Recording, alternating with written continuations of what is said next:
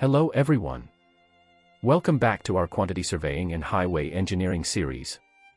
In our previous video, we explored building earthwork takeoff, calculating cut and fill for a building foundation in detail.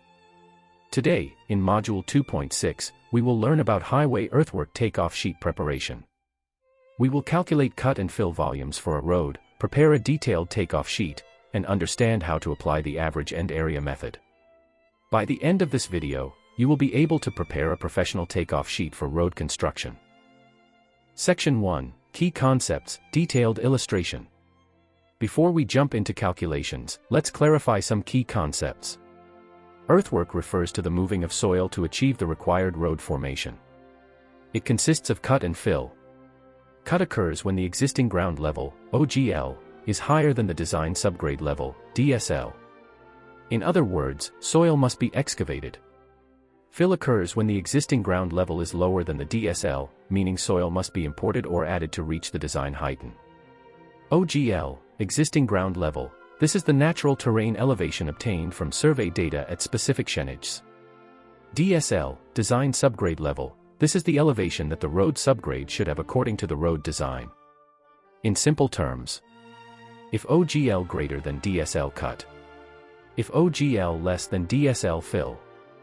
Formation width, the width of the road at subgrade level. In this example, we assume 10 meters. Average end area method, this method calculates the volume of earthwork between two consecutive sections by averaging their cross-sectional areas and multiplying by the length of the segment. It is widely used in road construction for simplicity and accuracy.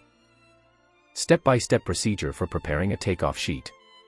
1. Tabulate survey data, list all shenages, existing ground levels, OGL, and design subgrade levels, DSL. 2. Compute difference, calculate delta H equals DSL, OGL. Identify whether it is cut or fill. 3. Calculate cross-sectional areas, multiply the absolute value of delta H by formation width. 4. Divide road into segments, consider consecutive shenages as segments. 5. Apply average end area method. 6. Compute average area for each segment. 7. Multiply by segment length to get segment volume.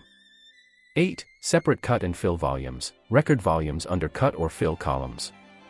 9. Summarize totals, compute total cut, total fill, and net earthwork.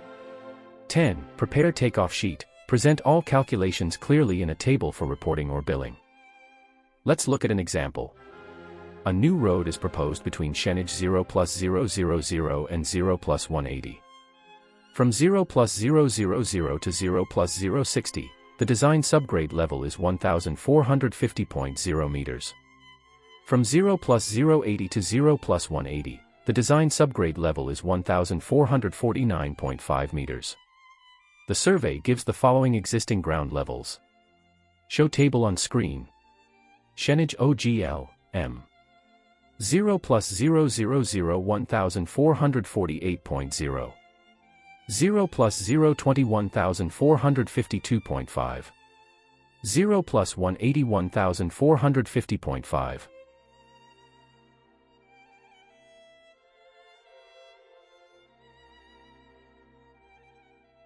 Additional information.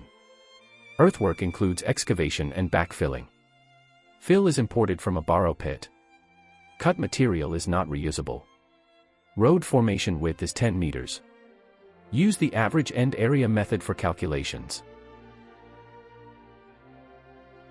Required. Prepare a complete earthwork takeoff sheet showing shenage, OGL, DSL, difference, cut and fill, area per shenage, volume per segment, total cut, total fill, and net earthwork. Step 1 is to calculate delta H equals DSL minus OGL and determine if it is cut or fill. For example, at shenage 0 plus 000, OGL equals 1,448.0, DSL equals 1,450.0. Delta H equals 1,450, 1,448 is equal to 2, it is fill. At shenage 0 plus 020, OGL equals 1,452.5, DSL equals 1,450.0. delta H equals 1450, 1452.5 is equal to minus 2.5 it is cut. We also calculate the cross-sectional area at each shenage. A equals formation width times delta H. For example, at shenage 0 plus 000 A is equal to 10 times 2 equals 20 square meters. At shenage 0 plus 020 A is equal to 10 times 2.5 equals 25 square meters. Step 2 is to calculate the cut volumes using the average end area method. Formula: volume equal to area dash 1 plus area 2, divided by 2 times the segment length L. Where A1 and A2 are the areas at consecutive shenages and L is the segment length, in this case 20 meters.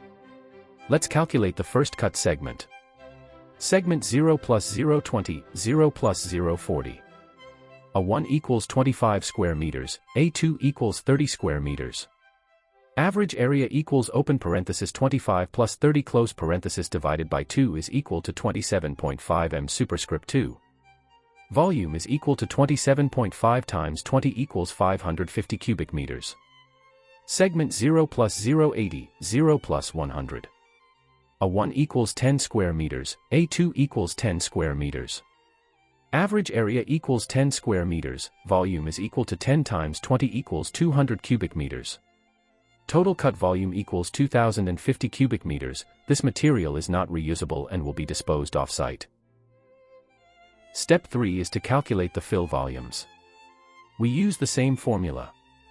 Volume equal to area 1 plus area 2 divided by 2 times the segment length L. Example: segment 0 plus 000, 0 plus 020. A1 equals 20 square meters, A2 equals 0 square meters. Average area equals open parenthesis 20 plus 0 close parenthesis divided by 2 is equal to 10 m superscript 2. Volume is equal to 10 times 20 equals 200 cubic meters. Segment 0 plus 040, 0 plus 060. Average area equals open parenthesis 0 plus 15 close parenthesis divided by 2 is equal to 7.5 m superscript 2. Volume is equal to 7.5 times 20 equals 150 cubic meters. Total fill volume equals 550 cubic meters, this material is imported from a borrow pit. Step 4, Summary. Let's summarize. Total cut 2050 disposed off-site. Total fill 550 imported from borrow pit. Net earthwork not applicable. Cut and fill are independent. Notice that since the cut material is not reusable, and fill is imported, we do not calculate net earthwork. Cut and fill are reported separately. Here are some important points to remember. Always identify cut and fill based on OGL and DSL. The average end area method is simple but powerful for highway earthwork.